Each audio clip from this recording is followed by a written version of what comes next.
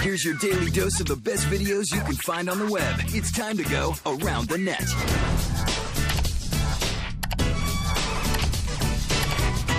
I was kidding about the orgasm. I thought you were kidding about the sausage. No, orgasm thing. It's a Pepperidge Farm fun factory here. That's right. All right, we begin at number 5 with a pair of quick, violent spills. And we couldn't decide which to run, so hey, you're getting a 2-for-1 deal. Woo! All right, on the left, we catch a redneck who's up a tree in a laundry basket. And on the right, we have a woman perched precariously atop a mechanical bull. Ready, set, fail!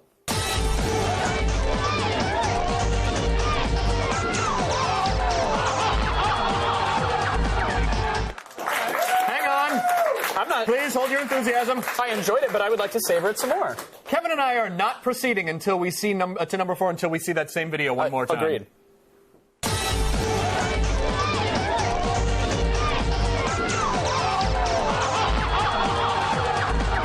It's better the second time. You see the bull on the right?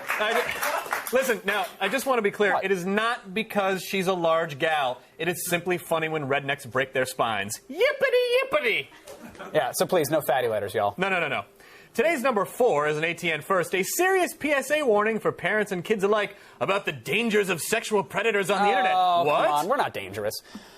We noticed that the young victim in this clip, and I use the air quotes, is chatting via an unusual program. She's using the social network called Notepad.exe. Doesn't ring a bell. Watch it. There are some very important things that you need to keep in mind when you're on your computer at home or at school. Never give out personal information. Never write to someone who has made you feel uncomfortable or scared.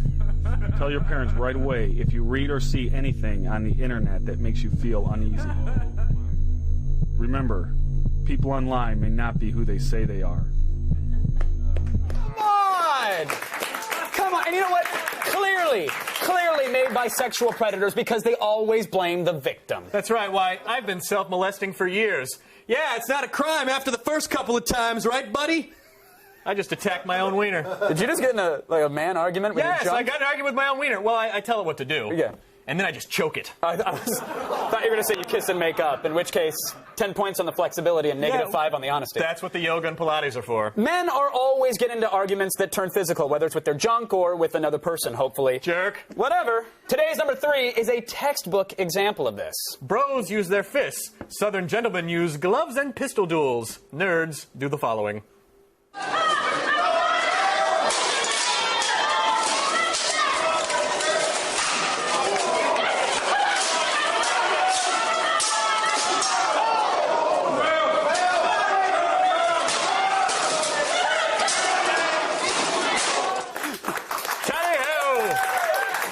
Somebody lied about tapping the monocard or not. I think that was actually the end of a heated argument about the new 4th edition Dungeons & Dragons rule set. What's a really big deal, Kevin? Well, okay, I'm sorry they modified your saving throws, but you got to put the sword down, freak. What? And watching that video reminds me it has been a very, very long time since we've had ourselves a good old-fashioned knife fight!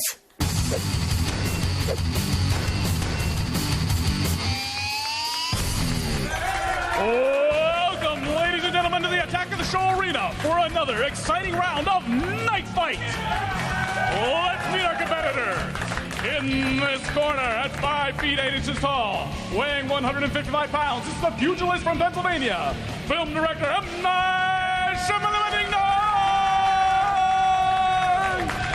He likes his enemies the way he likes his movies. So, twist it up. And in this corner, at 6 feet and 1 inch tall, weighing 210 pounds, the automotive assassin from Knight Industries, Michael Knight. There's no kit to help him out tonight, but his patented kit slap is sure to be seen in this fight. Let's get 15 seconds on the clock. Ready, set, knife fight! And Knight is hitting Knight! It's a slapping fest! Knight versus Knight! I've never seen anything like it before! It's amazing! It's amazing! Knight is hitting Knight! Oh, the slapping from Knight is incredible! Knight fight!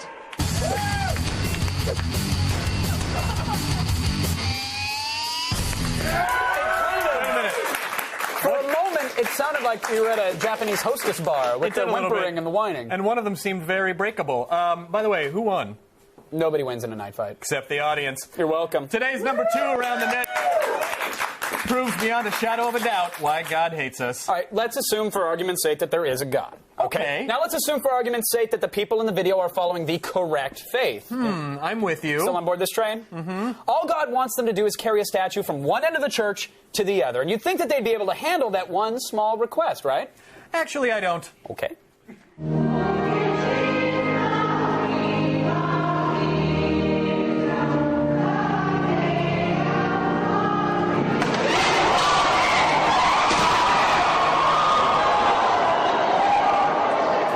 They broke Jesus. Could have been worse, though. They could have been, lifting a casket instead. That would have been worse. Fumbled like an altar boy. Now, if that video had you questioning your faith, today's Around the Net #1 item will prove that God exists. Really? Yes. You know, it's true because there's an event at Disney World called Star Wars Weekends. Apparently, every weekend in June, a section of the park is filled with Star Wars characters and celebrities. Yes, and lucky for us, these are prequel-era Star Wars characters, so they're not concerned about things like staying in character or making any sense. So, Darth Vader, arguably one of the most terrifying forces in the known universe, can do something like, say, an accurately choreographed performance of Michael Jackson's 1982 zombie pop song Thriller. No.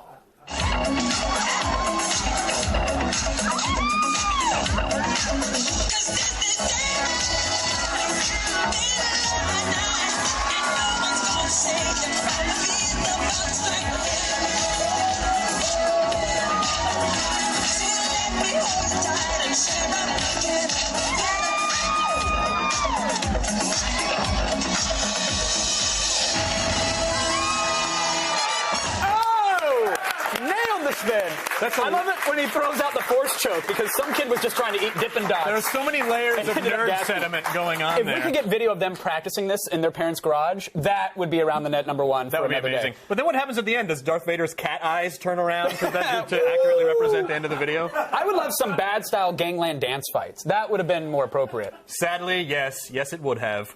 Say, to get your daily viral fix, go to g4tv.com/aroundthenet. And then I did this last time, so if you don't mind.